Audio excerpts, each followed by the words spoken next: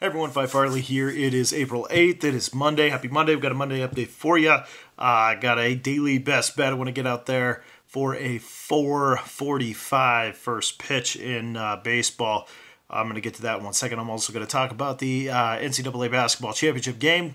All that coming in just 1 second. If you haven't subscribed, though, take a second to do so. Hit the notification bell. Get my picks as soon as they come out. Also, find me on patreon.com/Phi Farley. All of their picks are over there. Coming off a brutal day yesterday.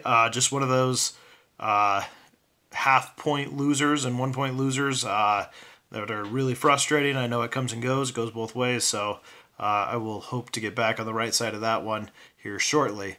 It always ends up coming back around, so that's okay. That's the longevity of the game. So, all right, now let's talk about the national championship game real quick because I don't have a video out on that, and I don't have a pickup on Patreon on that because I'm not overly convinced of anything. I could see Texas Tech. I could see Virginia winning this.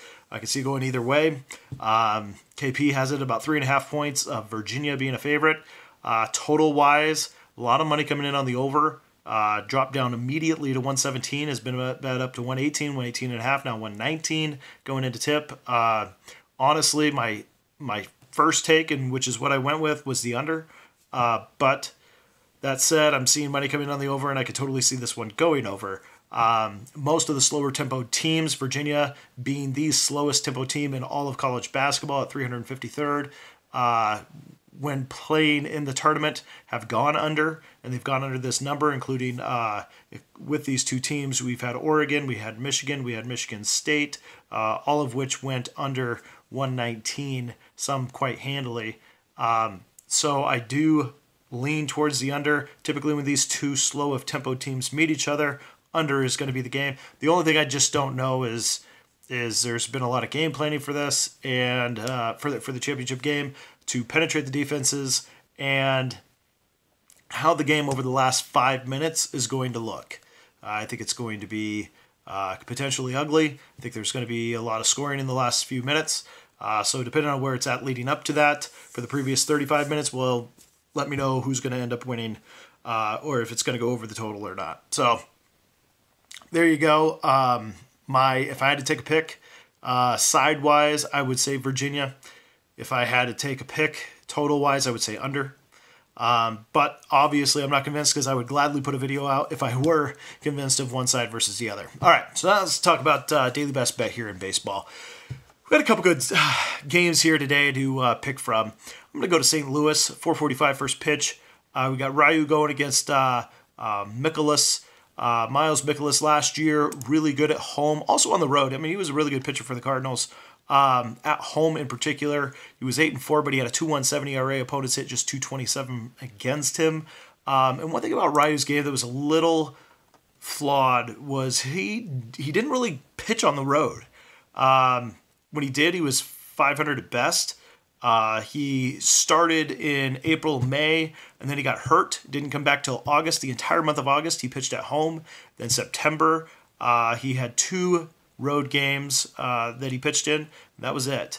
Then when he got to the playoffs, he did pitch on the road, and it didn't work out so well, including losing the Milwaukee game and then to Boston after that. Both outings, last 2 outings on the road, he got hit pretty good. So 13 hits in just 7 innings.